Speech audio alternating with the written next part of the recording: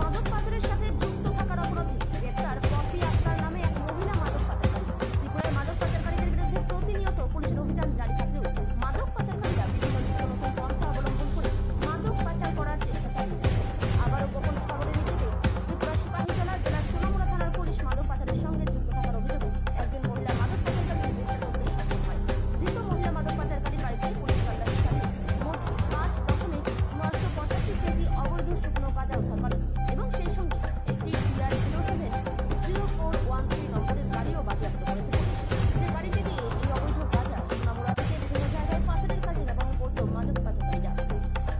ধৃত মহিলা নেশা পাচারকারীর বিরুদ্ধে একটি NDPS ধারায় মামলা নিয়ে এই মাদক পাচারে যুক্ত বাকি মাদক পাচারকারীদের গ্রেপ্তার করার জন্য তাকে পুলিশ রিমান্ডে আদালতে প্রেরণ করা হয়েছে বলে জানিয়েছেন সোনামুড়া থানার ওসি তাপস দাস। গ্রেপ্তারকৃত মহিলা নেশা পাচারকারীর নাম পপি আক্তার, বয়স 23, বাড়ি সোনামুড়া থানার অন্তর্গত মতিনগর পূর্ব টিলাই এলাকায়। ওসি তাপস দাস আরও জানিয়েছেন, ধৃত মহিলা নেশা পাচারকারী পপি আক্তারকে জিজ্ঞাসাবাদ করে এই এলাকার আরও মাদক ব্যবসার সঙ্গে যুক্ত আছে কিনা নাম ঠিকানা পাওয়া যায় এবং এগুলির সত্যতা যাচাই করে প্রমাণের ভিত্তিতে তাদেরকে গ্রেপ্তার করা হবে। আজকে ভোরবেলায় আমাদের সোনামুড়া থানাতে একটা NDPS ধারায় মামলা হয়।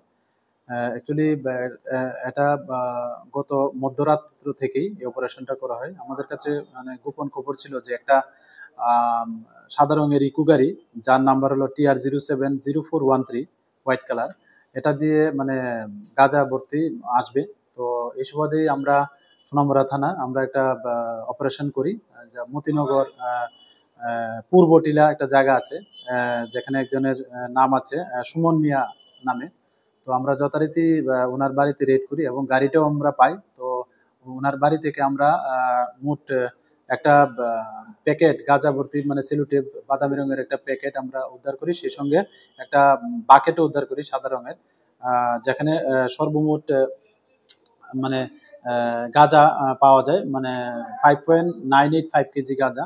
তো আমরা আজকে ভোররাত্রে আমরা একটা NDPS দ্বারায় মামলা নিয়েছি এবং এই মামলার যিনি প্রিন্সিপাল একিউজ তিনি যদিও ওই সময় মানে পলাতক ছিল, পুলিশ ভেহিকেলের মানে টের পেয়ে উনি বাড়ি থেকে পলায়ন করছিলেন এবং ওনার যিনি আরেকজন একিউজ ওনার স্ত্রী, ওরা মানে মিলিতভাবেই এই বিজনেস করে আসছিল এতদিন ধরে এবং তাদের সঙ্গে আরো তাদের অ্যাসোসিয়েটস আছে। তো আমরা আজকে যিনি ওনার স্ত্রী পপি আক্তার ওনাকে আমরা গ্রেপ্তার করেছি এবং আজকে আমরা ওনাকে আমাদের মহামান্য আদালতে প্রেরণ করছি এবং ওনার কাছ থেকেও আমরা জিজ্ঞাসাবাদ করে আরো অনেক তথ্য পেয়েছি ওনাদের এলাকা থেকে আরো।